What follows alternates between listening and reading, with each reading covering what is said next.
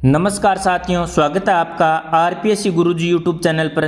साथियों, हम राजस्थान राज्य मंत्रिमंडल की बैठक के कई निर्णयों के बारे में बात करेंगे जो 23 अगस्त 2025 को लिए गए। तो इसमें विकसित राजस्थान @2047 डॉक्यूमेंट को मंजूरी प्रदान की गई एवं 2 नीतियों को मंजूरी दी गई। संसदीय कार्य मंत्री कौन है? जोगाराम पटेल। उद्योग एवं वाणिज्य मंत्री कौन है? कर्नल राज्यवर्धन राठौड़। जनजातीय क्षेत्रीय विकास मंत्री कौन है? बाबूलाल खराड़ी। राज्य मंत्री परिषद की बैठक की अध्यक्षता किसने की? मुख्यमंत्री भजनलाल शर्मा ने। ओबीसी आयोग कितने माह में अपनी अनुशंसा देगा? 3 माह में। ओबीसी आयोग का संबंध किससे है? पंचायती राज संस्थाओं एवं नगरीय निकायों के निर्वाचन में ओबीसी के संबंध में आरक्षण के बारे में। ओबीसी आयोग के अध्यक्ष थे सेवानिवृत्त न्यायाधीश मदन लाल और सदस्य मोहन मोरवाल, प्रोफेसर राजीव सक्सेना, एडवोकेट गोपाल कृष्ण और पवन मंडाविया। आयोग के अध्यक्ष और सदस्यों का कार्यकाल कितना है? नियुक्ति की तिथि से 3 माह का। इन्हें पद से कौन हटा सकता है? राज्य सरकार।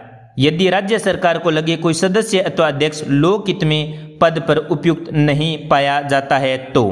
आयोग के संचालन पर नियंत्रण किसका है? राज्य सरकार का। आयोग का मुख्यालय कहां पर होगा? जयपुर में। किस पर रिपोर्ट देगा? स्थानीय निकाय और पंचायती राज में ओबीसी आरक्षण पर। विकसित राजस्थान @2047 विजन डॉक्यूमेंट में 2030 तक राजस्थान की अर्थव्यवस्था कितनी करने का लक्ष्य है? तो सही उत्तर होगा 350 बिलियन और 2047 तक 4.3 ट्रिलियन की अर्थव्यवस्था बनाने का लक्ष्य रखा गया है। इस डॉक्यूमेंट में कई थीम्स को भी शामिल किया गया है।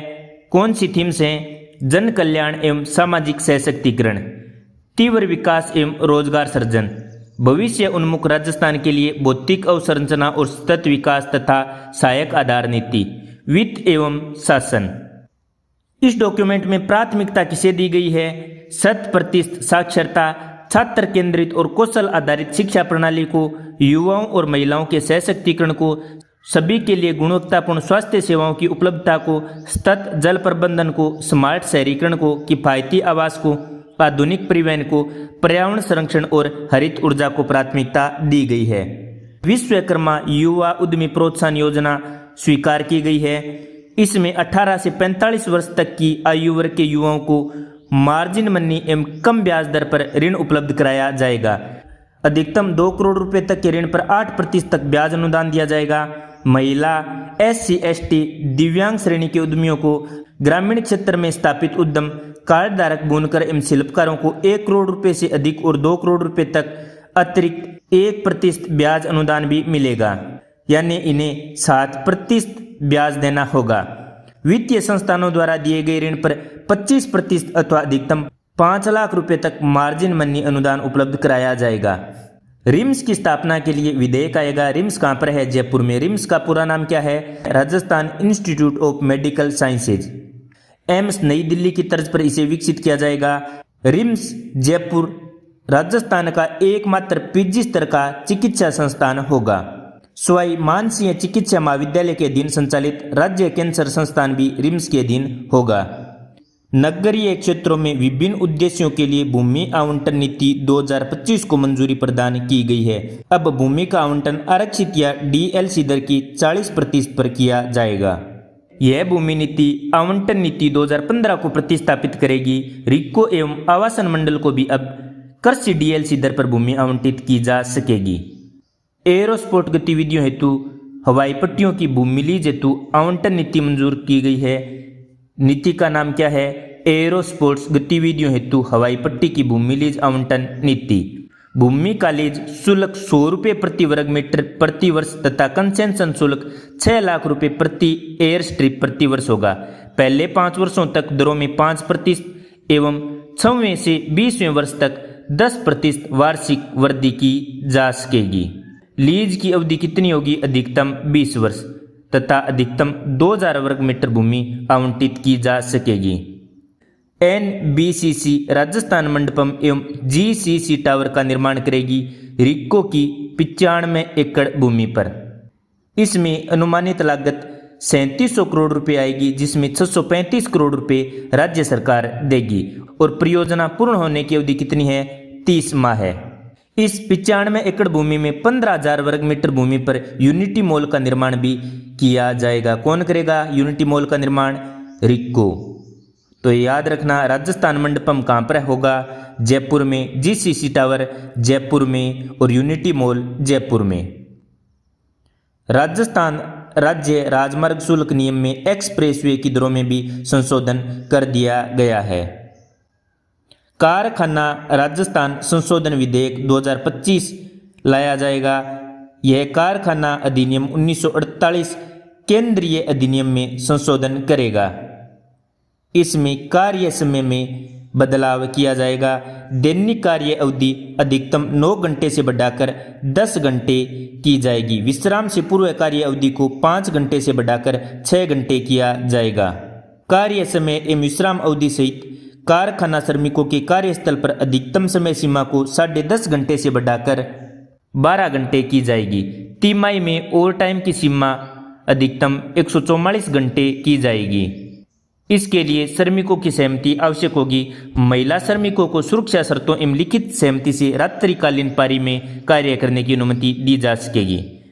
राजस्थान मत्स्य अधिनियम 1953 में संशोधन करके राजस्थान मत्स्य संशोधन विधेयक 2025 लाया जाएगा।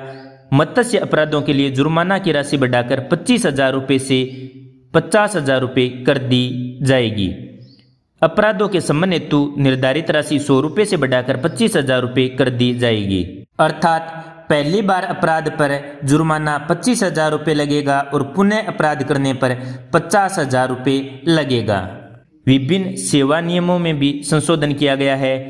विधानसभा में अतिरिक्त मार्शल के पद पर पदोन्नति हेतु उप मार्शल पद का 2 वर्ष का अनुभव होना चाहिए। इसके अलावा टोटल 10 वर्ष का अनुभव होना चाहिए। उप मार्शल के पद का 2 वर्ष के अनुभव में एक बार छूट भी दी जाएगी। राजस्थान तकनीकी शिक्षा अधीनस्थ सेवा में प्रतियोगी परीक्षा में नेगेटिव मार्किंग का प्रावधान किया गया है तथा न्यूनतम योग्यता अंक 40% कर दिए गए हैं। SC/ST अभ्यर्थियों को 5% की इसमें छूट दी जाएगी। राजस्थान शिक्षा सेवा महाविद्यालय शाखा में यानी असिस्टेंट प्रोफेसर में भर्ती के लिए आयोजित लिखित परीक्षा में प्रत्येक प्रश्न पत्र में न्यूनतम 36% अंक तथा औसत 40% अंक अनिवार्य होंगे। SC/ST अभ्यर्थियों को 5% की छूट दी जाएगी। अक्षय ऊर्जा परियोजनाओं के लिए भूमि आवंटन की गई है। धरती आबा जनजातीय ग्राम उत्कर्ष अभियान भी राज्य के सभी 3 डिस्कोमों में लागू किया जाएगा।